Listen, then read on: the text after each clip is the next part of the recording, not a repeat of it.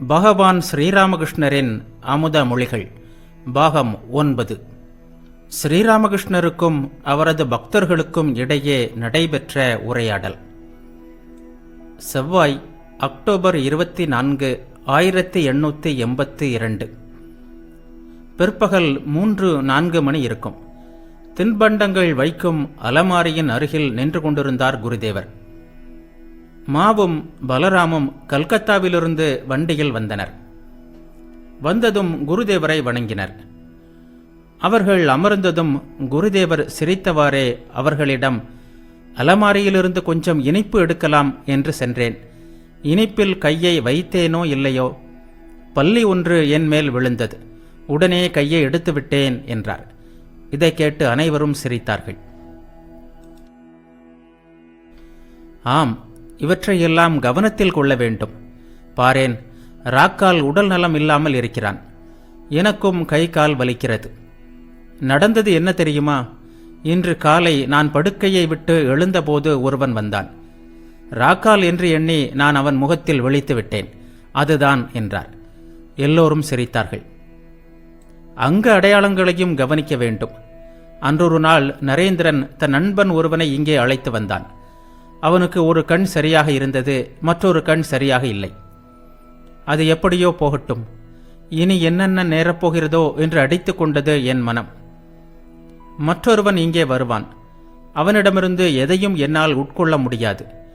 அவன் அலுவலகத்தில் வேலை பார்க்கிறான். 20 ரூபாய் சம்பளம். திருட்டு கணக்கு எழுதி இன்னொரு 20 ரூபாய் சம்பாதிக்கிறான். அவன் பொய் சொல்வதன் காரணமாக அவனிடம் நான் எதுவும் அதிகம் பேச முடிவதில்லை. சில நேரங்களில் வேலைக்கு போகாமல் 2-3 நாட்கள் இங்கேயே தங்குவான். எதற்கு தெரியுமா? இங்கு வருகின்ற பெரிய மனிதர் யாரிடமாவது வேறு எங்காவது நல்ல வேலைக்கு நான் சிபாரிசு செய்வேன் என்றுதான். பலராம் பரம வைதிக வைணவ குடும்பத்தில் பிறந்தவர். அவருடைய தந்தைக்கு வயதாகிவிட்டது. பரம வைணவர். தலையில் குடுமி, கழுத்தில் துளசி மாலை, கையில் ஜபமாலை, எப்போதும் ஜபம் செய்து கொண்டிருப்பார். அவருக்கு ஒரிசாவில் ஏராளமான சொத்து உண்டு. கோட்டார், பிருந்தாவனம் போன்ற பல இடங்களில் ராதாகிருஷ்ணர் கோவில்களும் சத்திரங்களும் கட்டியுள்ளார். பலராம் புதிதாக வர தொடங்கியிருந்தார். பேச்சுவாக்கில் குருதேவர் அவருக்கு பல உபதேசங்களை தரலானார். ஸ்ரீராமகிருஷ்ணர் கூறினார், அன்றொரு நாள் இன்னார் இங்கே வந்திருந்தான்.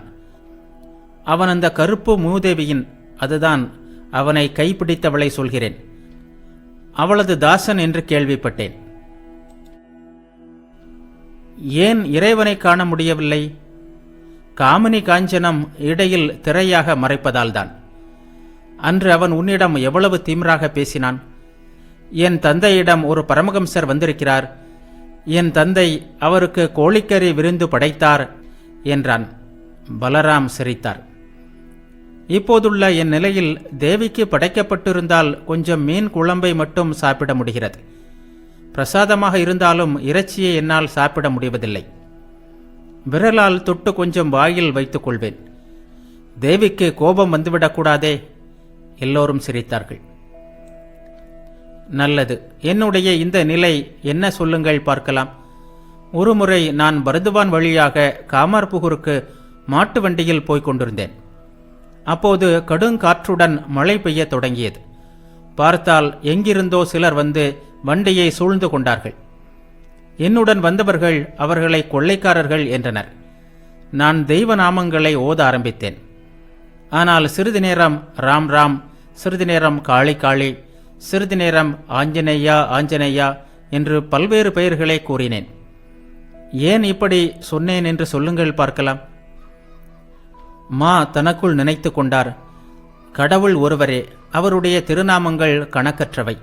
அப்படி இருக்க பல்வேறு மதத்தினரும் நெறியினரும் வீணாக அடித்து சாகிறார்கள் என்பதை ஒருவேளை குருதேவர் சுட்டிக்காட்டுகிறாரோ என்று நினைத்து கொண்டார். ஸ்ரீராமகிருஷ்ணர் பலராமிடம் கூறினார், காமினி காஞ்சனம்தான் மாயை. இவற்றின் பிடியில் நீண்ட நாள் இருக்க நேர்ந்தால் கூருணர்ச்சியை, சென்சிட்டிவிட்டியை இழக்க நேர்கிறது. நான் நன்றாகத்தான் இருக்கிறேன் என்றே அவன் நினைத்து கொள்வான். தோட்டி மலக்கூடையை சுமந்து செல்கிறான். பழக்க தோஷத்தின் காரணமாக அதன் மீதுள்ள வெறுப்பு அவனுக்கு போய்விடுகிறது.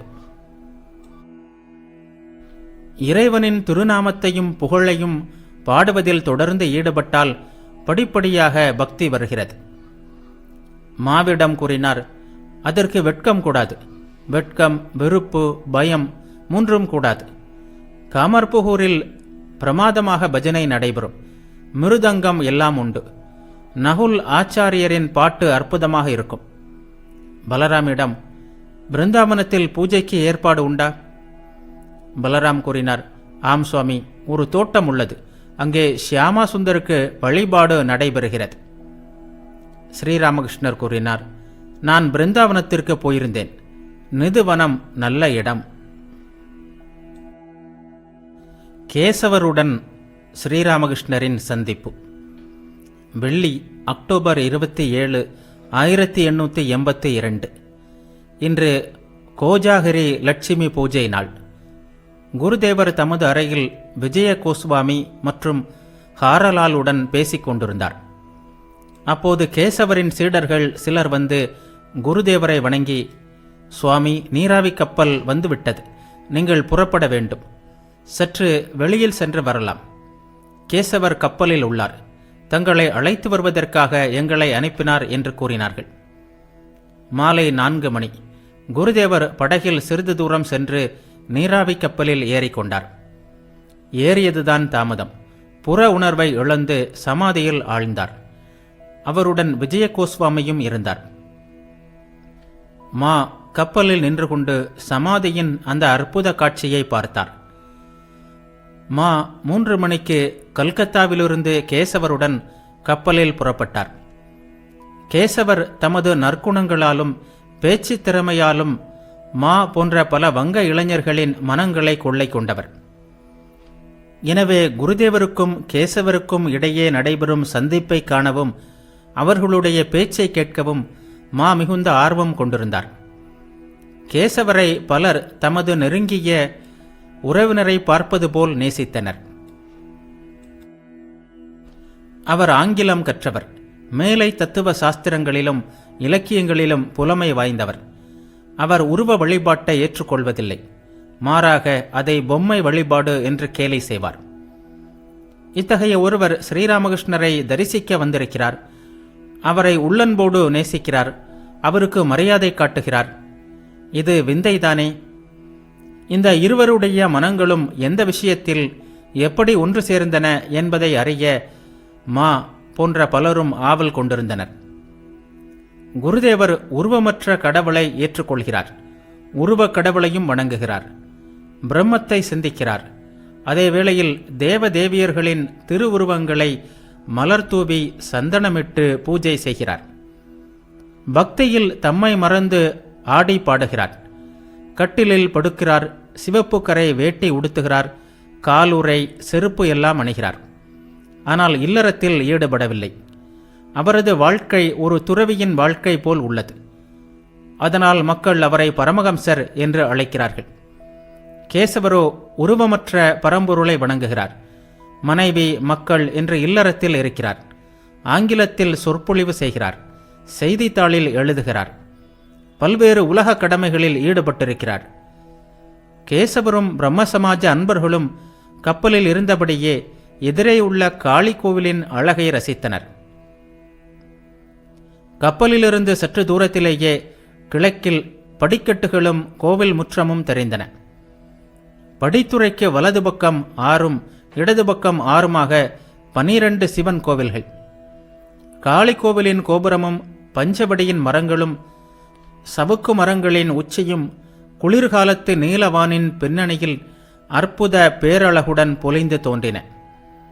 மகிழ மரத்தின் அருகிலும் காளி கோவிலின் தெற்கு பகுதியிலும் நகபத்கள், 2 நகபத்துகளையும் இணைத்த தோட்டப்பகுதியின் இரு புறங்களிலும் வரிசை வரிசையாக பூஞ்செடிகள்.